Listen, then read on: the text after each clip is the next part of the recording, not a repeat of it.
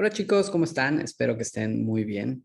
El día de hoy vamos a continuar con el tema que estábamos revisando la clase pasada y particularmente el día de hoy hablaremos acerca de la evaluación integral o global por dimensiones de intervención en el anciano. ¿Cuáles son aquellos aspectos que tenemos que tomar en cuenta para poder apoyar a la persona y que pues se convierta en alguien que sea independiente, funcional y que en pocas palabras tenga una muy buena calidad de vida, ¿sí?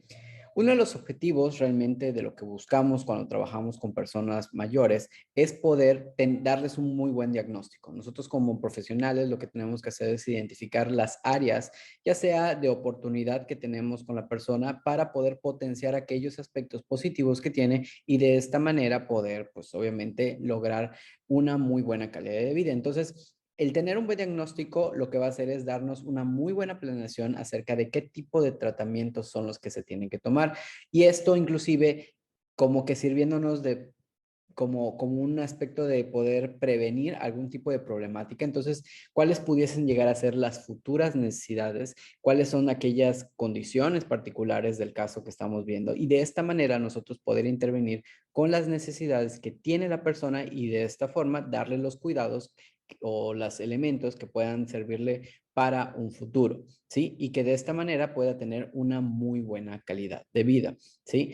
La idea que nosotros tenemos que, o al menos la pregunta con la que nosotros tenemos que poder llegar para hacer este diagnóstico es, ¿qué tan funcional es la persona en este momento? ¿Cuáles son sus características o condiciones particulares? ¿Y de qué manera queremos que llegue, ¿no? ¿Cuál es el pronóstico que podemos hacer? Para eso se hace un muy buen diagnóstico, pero cuando hablamos de funcionalidad, ¿a qué hacemos referencia? Bueno, la funcionalidad hace referencia precisamente a la capacidad que tiene la persona, el anciano, en este caso el adulto mayor, para poder conservar su independencia. ¿Sí? ¿Qué tan independiente puede ser esta persona? ¿Cuánto de las cosas que hace en su día a día necesita ayuda o no necesita ayuda?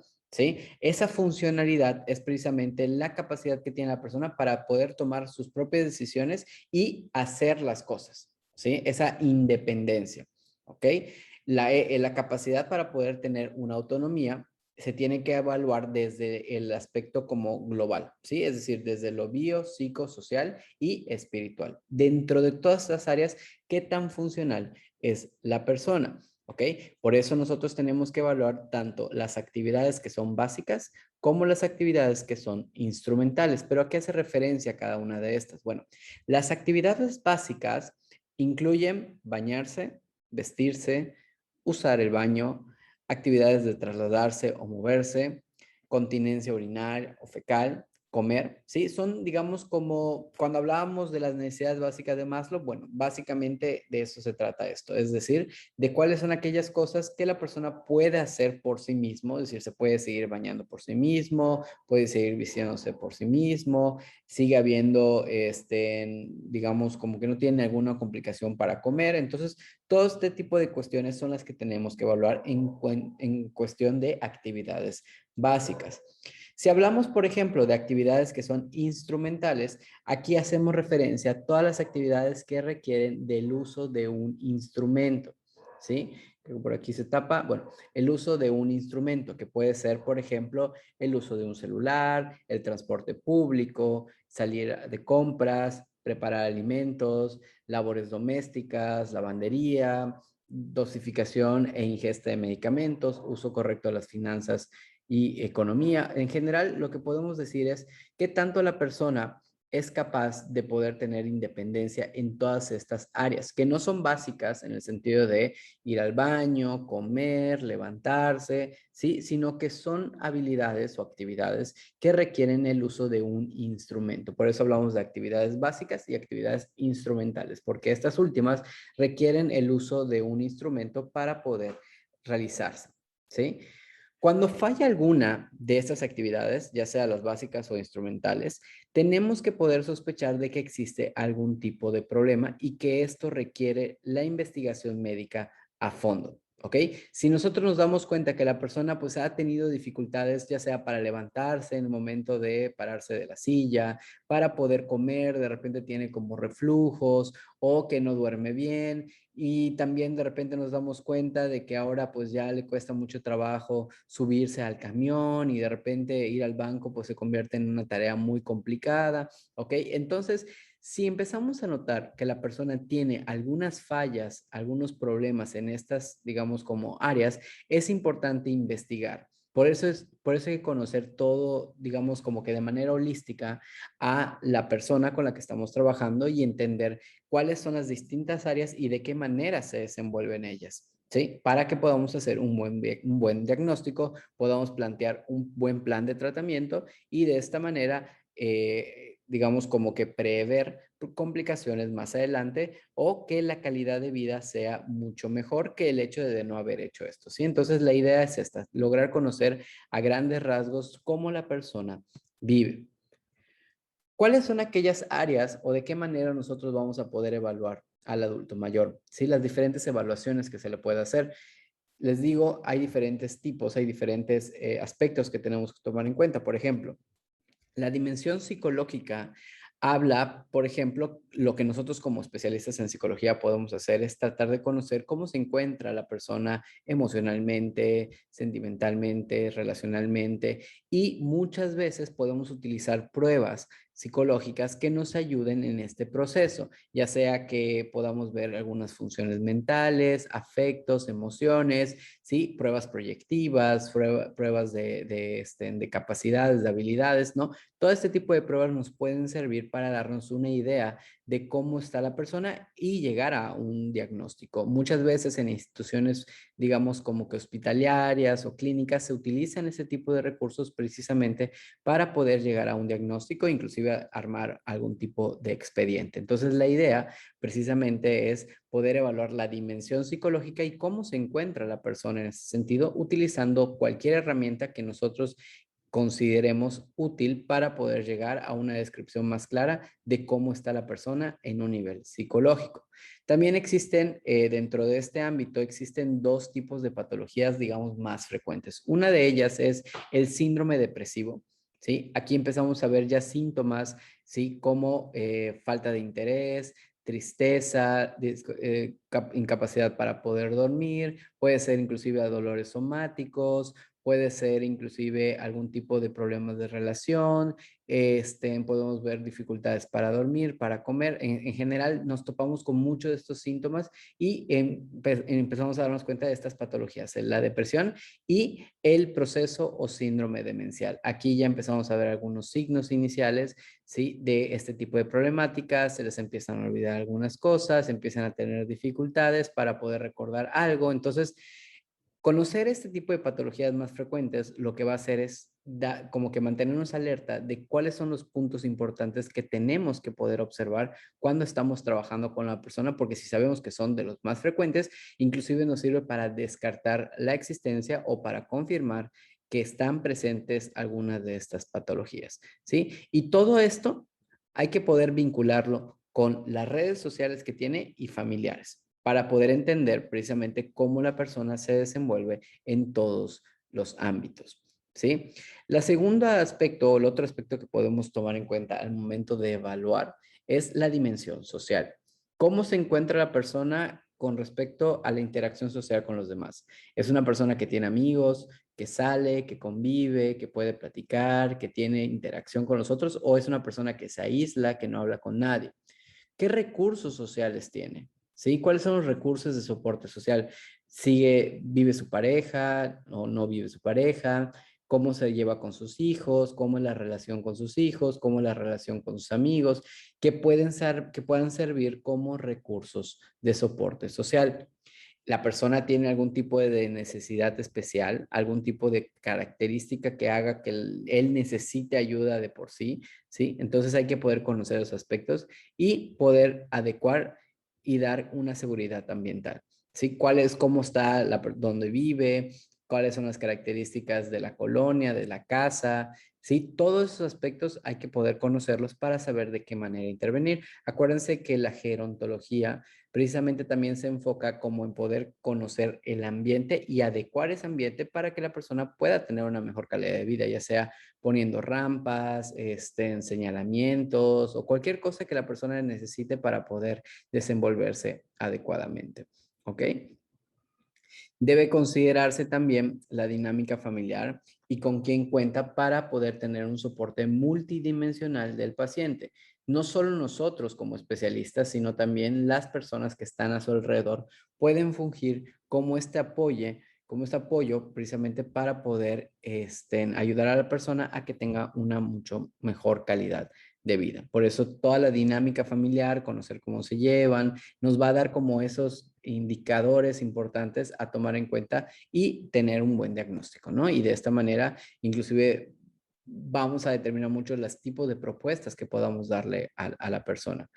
Generalmente, y esto lo hemos visto, generalmente la familia del anciano es la que da este apoyo como más importante. Normalmente nos topamos con situaciones en donde las personas grandes, ya punto los papás, viven con los hijos, ¿sí? Con los adultos, ¿sí? Y normalmente vemos esa familia típica mexicana, ¿no? Que es la abuelita, los abuelitos, los papás y los hijos y los nietos, ¿no? O sea, es como que ese tipo de sistema es como el que estamos acostumbrados a tener aquí en México. Pero entonces, si entendemos que la familia es un aspecto tan importante, es con los que tenemos que trabajar muchísimo, porque ellos son los que nos van a dar ese apoyo tan importante en todas las adecuaciones, porque al final nuestra intervención tiene un límite, al final nosotros tenemos un límite hasta dónde podemos llegar, ¿sí? Y por supuesto, tenemos que conocer quién va a ser o quiénes serán las personas que van a dar estos cuidados principales, al que conoceremos como cuidador principal. Este puede ser un familiar, pero también pueden ser enfermeros, pero aquí hay que poder realmente tener a alguien que sea la persona encargada en cuidar y en atender las necesidades de la persona ya en edad adulta, ¿sí? Ancianas, ¿sí? Puede ser un familiar cercano, un vecino, un amigo, una persona que se contrata, un enfermero, una persona remunerada, ¿sí? Esto lo que va a hacer precisamente es darnos toda como que la seguridad de que la persona va a tener los recursos y las características que, digamos, como que necesita para tener una muy buena calidad de vida. Pero sí, tenemos que poder identificar quién va a ser este cuidador principal, porque de que se necesita, lo pueden necesitar, ¿sí? Porque pues una de las características que nos puede, o los aspectos positivos de esto es que de él van a depender muchas de las interacciones a favor de la persona mayor. Gracias a esta persona podemos ya sea llevarlo de un lugar a otro, ayudar en las atenciones que hay en diferentes aspectos, ¿sí? Sin embargo, hay que tomar en cuenta que este tipo de trabajo es sumamente cansado, ¿sí? Puede llegar a ser muy agotador y agobiar a la persona. Y entonces, aquí, si no se cuida, no se procura que la persona tenga espacios como para descansar y que, porque la demanda realmente es mucha la que tienen las personas que están, digamos, al cuidado de las personas mayores. Entonces, al no tener un cuidado adecuado y no darles como esos espacios, lo que resulta es un burnout, es decir, hay un colapso del cuidador. Entonces, ¿cómo notamos que de repente la persona ya tiene como un colapso? Cuando empezamos a ver ciertos maltratos hacia el adulto mayor. Y esto no es desgraciadamente tan raro que suceda, en donde las personas empiezan a maltratar, a mal contestar, inclusive hasta golpear. Entonces, la idea es que hay que cuidar muchísimo a esta figura del cuidador para que también ellos puedan ser capaces de cuidar a la persona. ¿Sí? Es decir, yo te cuido y tú cuidas a la persona que yo quiero, ¿no? Como esta idea de esta figura tan importante que nos va a ayudar a que la persona tenga una mejor calidad de vida. ¿Sí? Por eso es importante ayudar y apoyar al cuidador primario, dándole descansos por periodos semanales programados, pagándole bien, dándole todo lo que necesite precisamente para que la persona a la que está cuidando, ¿sí? Pueda tener como que este apoyo que necesita y no pues se vaya a convertir en una situación en donde el cuidador principal se convierta en alguien que maltrate, ¿no? O alguien que no pueda hacer su trabajo. Obviamente, pues existen instituciones, existen lugares donde hay gente dedicada al 100% a esto, pero pues obviamente también pueden llegar a ser caras, no todo el mundo tiene acceso a esto y por lo mismo aquí en México muchas veces el cuidador principal termina siendo algún familiar, algún hijo, ¿no? De la persona ya anciana y que estas terminan siendo como las personas que están al cuidado de las personas. El tercer aspecto que podemos, que tenemos que poder evaluar cuando estamos trabajando con una persona ya mayor es la dimensión biológica o física. Aquí obviamente nosotros como psicólogos no lo podemos hacer, podemos conocerlo y podemos estar al tanto, pero pues aquí necesitamos a una persona especializada en este tipo de temas. Acuérdense, ¿no? Que el geriatra es el médico especialista que se encarga precisamente de entender y conocer y poder tratar todas las problemáticas características de la edad adulta. Entonces, aquí tiene que haber una valoración mediante una historia clínica médica convencional, ¿sí? Que marque cuáles son los síntomas, los signos más importantes, ya sea de patologías por las que está cursando, problemas que puede llegar a tener o que ya tiene y que la persona pues obviamente conozca cómo está, ¿no? O sea, ya cuáles son sus condiciones físicas, si tiene algún tipo de problemática, etcétera, ¿no? Entonces, pero esto a través de una historia clínica médica convencional, pero que nos ayude como a tener una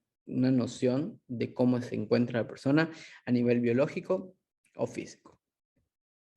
Además, se deben realizar una exhaustiva exploración del estado de nutrición y de diferentes fármacos, qué está tomando, cuándo los está tomando, por qué los está tomando, ¿sí? Cómo está comiendo, si come bien, si no come bien, si consume algún tipo de sustancia como alcohol o tabaco, si hace ejercicio o no hace ejercicio. Todo este tipo de elementos se tienen que poder conocer para que la persona pueda ser capaz, digamos, como de que nosotros podamos conocer todas las características de la persona y que de esta manera podamos hacer un plan de tratamiento. ¿Ok? Debe integrarse la historia clínica de los problemas tradicionales, ya sea algunos heredados o algunos otros que puedan ser adquiridos, esto marcando la severidad de cada uno de ellos, además de poder valorar y cuantificar los servicios que la persona usa, ¿sí? A qué doctores va, cada cuánto va, qué tipo de especialista va, ¿sí? Y que de esta manera nosotros, al tener toda esta noción de información, podamos hacer un diagnóstico hacia las diferentes maneras en las que se puede intervenir ante las posibles enfermedades que la persona pueda tener o poder desarrollar. ¿Ok? Para eso queremos hacer un muy buen diagnóstico. Por lo tanto, el hecho de tener una valoración integral lo que va a hacer es permitirnos, por un lado, conocer y tratar los problemas de salud. Por supuesto, acuérdense que uno de los objetivos de la tanatología es que tenemos que poder trabajar primero con lo físico. Porque si lo físico no está bien, es muy difícil que podamos centrarnos en algo más allá de lo físico. Si hay dolor, si hay sufrimiento, no puede la persona concentrarse en otra cosa que no sea lo físico. Entonces, cuando podemos tratar y conocer cómo está la persona a un nivel físico, excelente, ya tenemos como que todo, digamos, las bases para poder enfocarnos en las distintas áreas, ¿sí? Y por supuesto, el tener una valoración integral nos va a permitir conocer cuáles son aquellas intervenciones en las distintas áreas psicosociales, ya sea familiar, social, ambiental, espiritual, ¿sí? Que puedan ayudarnos ya sea a prevenir, a atender, ¿sí? O a curar. ¿Ok? En ese sentido es importante este tipo de valoraciones porque nos va a permitir conocer a grandes rasgos cómo se encuentra la persona, cuáles son las áreas de oportunidad, cuáles son las áreas que tenemos que trabajar, cuáles son las áreas que no podemos cambiar, pero que sí se pueden tratar con paliativos, por ejemplo, y cuáles son los recursos con los que cuenta la persona, familiares, sociales, ambientales, que le permitan a la persona, pues obviamente, tener una mejor calidad de vida. Ese es el objetivo de todo esto que estamos hablando. Tratar de entender las condiciones de la persona para poder saber de qué manera intervenir y que al final tenga una muy buena calidad de vida.